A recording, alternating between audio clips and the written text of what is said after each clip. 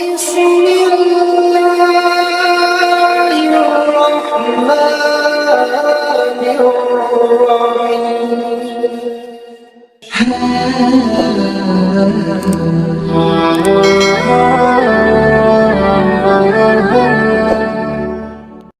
الله الرحمن الرحيم. Bismillahirrahmanirrahim. Assalamualaikum warahmatullahi wabarakatuh. Syukur alhamdulillah kita bisa berjumpa kembali di channel Muhasabah Fiddin. Semoga dengan perjumpaan kita ini dicatat sebagai amal ibadah dan diberkahi oleh Allah Subhanahu wa ta'ala. Sholawat dan salam selalu dan tetap tercurahkan kepada junjungan alam Nabi kita, Nabi mulia, Nabi besar Muhammad sallallahu alaihi wasallam. Allahumma salli ala Sayyidina Muhammad wa ala ali Sayyidina Muhammad. Melalui kesempatan ini tidak lupa saya doakan kepada sahabat semua, saudara semua dimanapun berada yang sedang menonton video ini. Semoga Allah Subhanahu wa ta'ala senantiasa memberikan kesehatan, keafiatan, dipanjangkan umur, dimurahkan rezeki, dimudahkan segala urusan, dan tetap dalam lindungan Allah Subhanahu wa ta'ala. Amin, Allahumma amin. Sahabat beriman yang dimuliakan Allah Subhanahu wa ta'ala, sesungguhnya Allah Subhanahu wa ta'ala memiliki hamba-hamba yang mulia di atas muka bumi ini. Merekalah manusia-manusia yang hidup dengan penuh kasih sayang. Jasad-jasad mereka ada di dunia, akan tetapi cita-cita dan hati mereka tergantung di akhirat. Mereka itulah yang disebut sebagai ibadur rahman, hamba-hamba pilihan Allah. Di dalam Al-Quran Allah Subhanahu wa ta'ala memuji mereka, menerangkan tentang sifat-sifat mereka. Lantas, seperti apakah sifat hamba pilihan Allah di muka bumi itu? Berikut ini 10 sifat hamba pilihan Allah yang tercantum dalam Al-Quran surat Al-Furqan ayat 63. Yang pertama adalah hamba yang senantiasa tawadhu, rendah hati.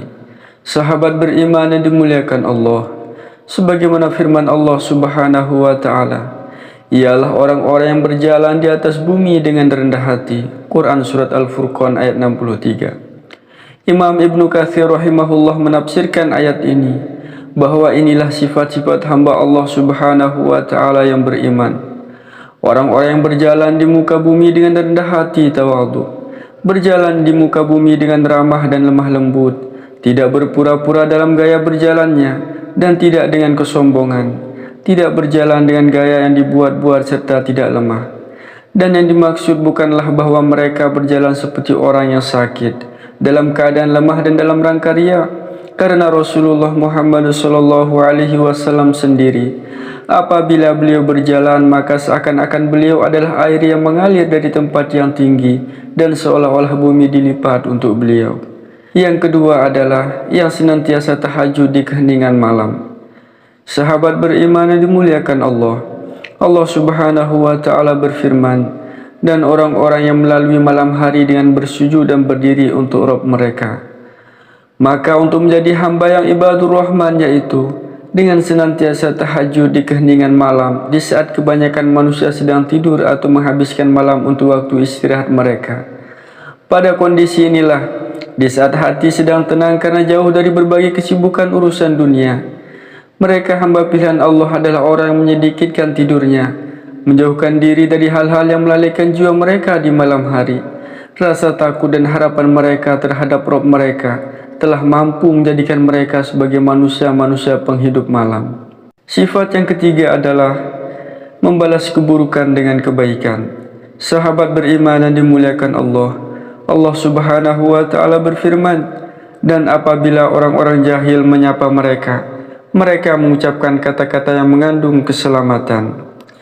Jika orang-orang bodoh mengumpat mereka dengan ucapan yang buruk, mereka tidak membalasnya dengan ucapan yang buruk pula, akan tetapi memaafkan, membiarkan, dan tidak membalas kecuali dengan perkataan yang baik.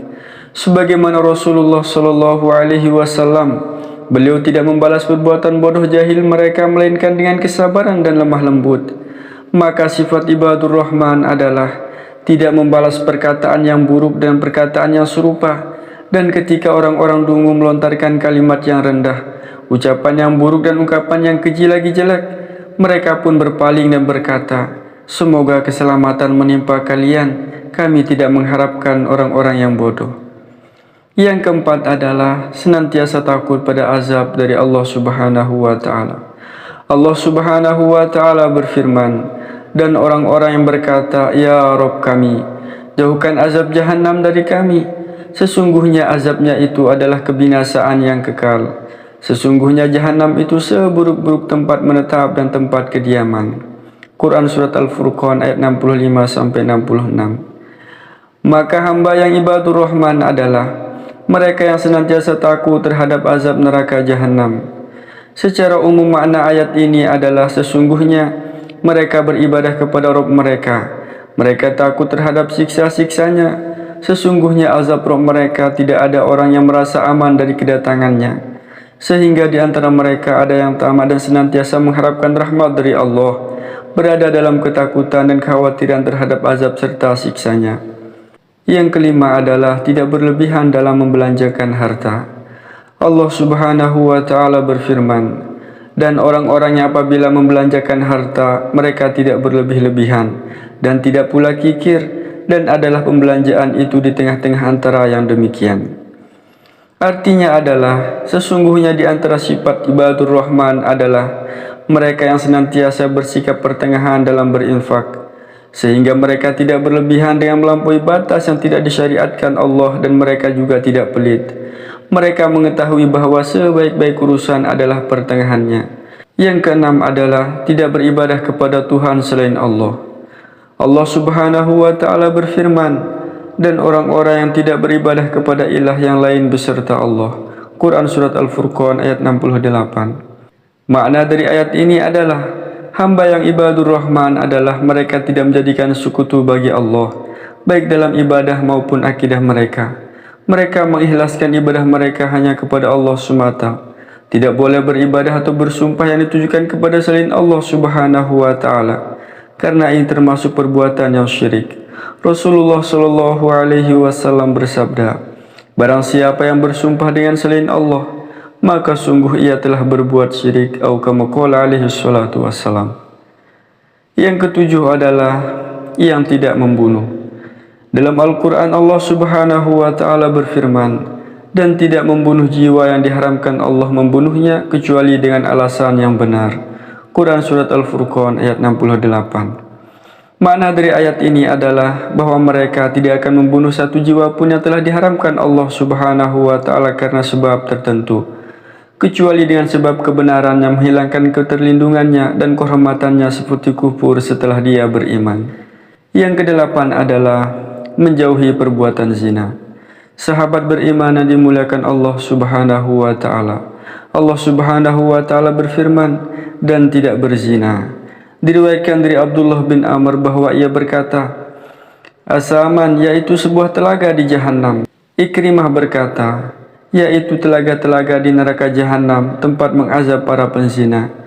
Imam Ahmad berkata, saya tidak mengetahui dosa yang lebih besar setelah membunuh jiwa kecuali berzina. Dan Allah telah menguatkan keharamannya dengan firman-Nya dalam Al-Quran Surat Al-Furqan ayat 68. Dan orang-orang yang tidak menyembah ilah yang lain beserta Allah, dan tidak membunuh jiwa yang diharamkan Allah membunuhnya kecuali dengan alasan yang benar, dan tidak berzina. Yang kesembilan adalah tidak bersumpah palsu.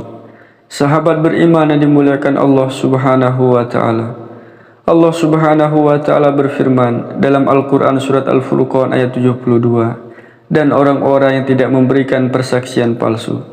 Inilah sifat ibadur rahman, yaitu orang-orang yang tidak memberikan kesaksian palsu. Yang ke-10 adalah tidak melakukan perbuatan yang sia-sia. Allah Subhanahu wa Ta'ala berfirman, dan apabila mereka bertemu dengan orang-orang yang mengerjakan perbuatan-perbuatan yang tidak bermanfaat, mereka lalui saja dengan menjaga kehormatan dirinya. Quran Surat Al-Furqan ayat 72. Maka merupakan bentuk kebaikan Islam seseorang adalah ketika meninggalkan hal-hal yang tidak bermanfaat baginya. Sebagaimana hadis dari Abu Hurairah radhiyallahu anhu berkata bahwa Rasulullah Shallallahu Alaihi Wasallam bersabda, di antara kebaikan Islam seseorang adalah ia meninggalkan hal-hal yang tidak berguna baginya. Atau kama qala alaihi salatu wassalam. Sahabat beriman yang dimuliakan Allah Subhanahu wa Ta'ala, Itulah 10 sifat ibadur rahman, hamba pilihan Allah yang berada di muka bumi ini.